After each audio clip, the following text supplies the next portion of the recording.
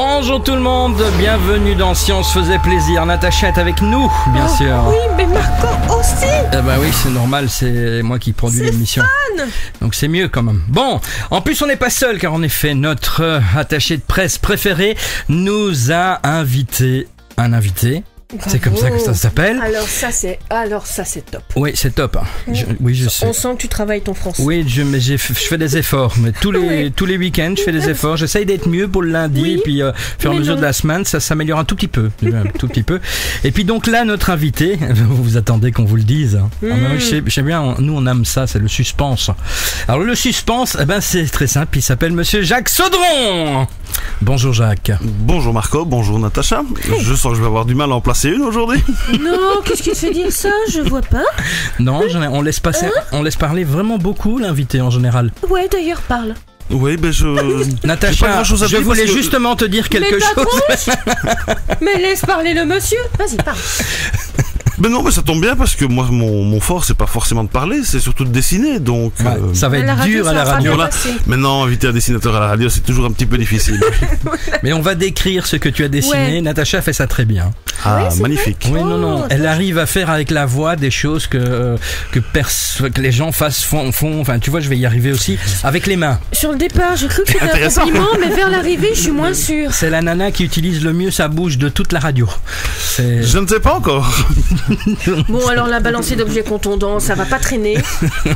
Un peu. Alors, espèce de pourri du bulbe. Pour revenir un petit peu justement à une émission un petit peu plus soft et plus parce que tout de suite là on rentre dedans, ça va pas. Donc dans le vif du sujet. Oui. Le vif du sujet quoi. Donc on va justement recentrer notre ami Jacques Saudron afin de décrire fatalement les dessins qu'il fait. Décentré. Et puis non, il n'était pas décentré. Laisse-moi terminer ma phrase s'il te plaît. Et donc justement expliquer tout ce qu'il a fait. Parce qu'il a un long parcours derrière lui et un long parcours encore devant lui aussi d'ailleurs. Enfin, j'espère, oui, quand même. Non, parce que sinon ça fait un peu l'Oscar d'or. Hein. Il a eu un long parcours derrière lui. Non, mais par exemple, ce long parcours derrière toi, explique un petit peu. T'as commencé par quoi pour tous ceux qui ne te connaissent pas? D'abord, j'ai commencé par faire des écoles primaires. Oui, non, on va pas remonter si loin non plus. Voilà. Donc, le soir illustré, par exemple. Voilà, donc moi, en fait, j'ai commencé ma carrière, j'ai fait Saint-Luc à Liège en illustration. Et puis j'ai fait pas mal de publicité, un petit peu de bande dessinée. Et puis il y a une petite quinzaine d'années d'ici, j'en avais un petit peu marre de faire de la publicité et tout ça. Et donc je suis parti pour faire du dessin de presse. Je regardais un petit peu ce que Kroll faisait à la télévision et dans les journaux déjà à l'époque, puisqu'il est plus vieux que moi, hein, lui. Oui, Kroll est plus vieux. Voilà. On insiste, Kroll est plus vieux, mais il est sympa aussi. Et donc j'ai fait un petit pressbook et je suis allé me présenter effectivement au Soir illustré et puis à Vers l'avenir, à peu près à quelques semaines d'intervalle, et j'ai été pris des deux côtés. Et donc j'ai commencé mon boulot il y a 13 ans d'ici, au Soir illustré et à Vers l'avenir. Moi je t'ai connu via le Soir illustré. À l'époque en fait on achetait ça et j'ai changé entre temps parce que j'aime bien changer. Mais eux aussi ont changé, ça ne s'appelle plus le Soir illustré déjà. Voilà. Déjà. Et donc en effet c'est comme ça que j'ai connu et j'adorais ça parce que je te jure que c'est vrai. C'est la première chose que je faisais en ouvrant le Soir illustré, c'était aller voir tes dessins en fait. Oui, beaucoup de monde font ça. Mais ce qui était rigolo, c'est que c'était vraiment une autre époque. On a un peu l'impression de parler de ça d'il y a longtemps. Mais quand j'ai commencé à l'époque, on n'avait pas de mail. Ouais. Et alors, le Soir illustré paraissant le mercredi, il était mis en page et bouclé le lundi. Et donc moi, je devais faire mes dessins et les envoyer par la poste le vendredi. Ah ouais. Ce qui nous remettait parce qu'une semaine avant l'actualité. Donc c'était un petit peu difficile de coller à l'actualité.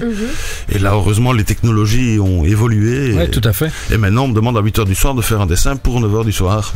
C'est un peu autre chose. Mais ça va, tu y arrives malgré tout Oh bah oui, parce que la pression fait travailler les choses et fait bouger. Donc on y arrive apparemment. On n'est pas tous les jours excellent, on essaye d'être bon, d'apporter un petit peu d'humour, de tendresse dans ce monde de brut. Mais voilà, c'est pas toujours un métier facile, mais c'est toujours un métier agréable en tout cas. Mais est-ce que le dessin justement parfois peut pas être interprété de manière différente par les gens, parce que chaque personne a une manière bien définie de le voir et peut parfois mal interpréter un dessin parce que c'est pas sa manière de penser ou quoi. Bien sûr, de toute façon c'est ça le problème. D'abord, il faut toujours replacer un dessin dans son contexte. Donc sortir le dessin d'un contexte, c'est toujours un peu dangereux. Je peux par exemple faire une plaisanterie un petit peu scabreuse sur le racisme ou des choses ainsi, qui dans un certain contexte et me connaissant vont être très bien prises. Maintenant, si c'est un parti politique qui l'utilise, qui le prend, ça peut très mal passer. Donc effectivement, ça, il faut faire attention à ce qu'on fait, à ce qu'on dit et surtout avec qui on le dit. Maintenant, quand on s'adresse à un public très large vers l'avenir, c'est à peu près 100 000 exemplaires de journaux vendus, dont 350 000 lecteurs. Forcément, on peut pas plaire aux 350 000 lecteurs, donc on essaye d'aller un petit peu plus loin, d'attaquer un tel ou tel personnage. Et si vous attaquez les socialistes, vous vous prenez des socialistes sur le dos. Si vous attaquez le MR, vous vous prenez des gens de droite sur le dos et ainsi de suite. Ça. Nous, on a décidé de les attaquer tous, comme ça. C'est ce que je fais, exactement. Je n'ai aucune préférence, aucune... C'est voilà. Maintenant, en fonction de l'actualité, on me faisait la réflexion il y a un an d'ici où j'avais fait une exposition. Et on me dit, vous allez fort avec les socialistes, il y en a que pour eux. Je dis, oui, mais il y a que qui ont fait des conneries aussi. Donc, Enfin non, disons que les autres... Non, il n'y a pas que qui ont fait des conneries. Les autres en ont fait aussi, mais ils ne se sont pas fait gauler. Voilà. C'est tout. Et puis ils en font après, ils en ont fait avant. Donc, voilà. Donc, chacun pour son grade. Mais justement au niveau des dessins, tu te bases sur l'actualité réelle ou parfois tu fais des petites recherches, comment ça se passe? Non, en général c'est vraiment du dessin d'actualité. Donc moi j'écoute la presse, je la lis et puis vers 4h de l'après-midi je téléphone au journal où j'ai une petite conférence de presse avec le rédacteur en chef ou l'un ou l'autre journaliste pour qu'il m'explique ce qu'il va y avoir dans le journal de demain. Le problème c'est qu'on illustre toujours ce qui va arriver et non pas ce qui est arrivé souvent. C'est un petit peu difficile. Et puis en fonction des sujets, j'en choisis un et donc c'est vraiment de l'actualité. Maintenant j'ai d'autres activités à côté, ça on pourra en parler un petit peu plus tard où je peux faire des choses un petit peu différentes. Tiens Natacha, tu sais à quoi il me fait penser Sodron? Moi ça me fait penser, il y a un téléfilm qui passe donc régulièrement, enfin ça dépend sur quel poste on est encore. C'est le téléfilm avec le journal du lendemain toujours, tu vois le mec qui sait, il fait la même chose en fait.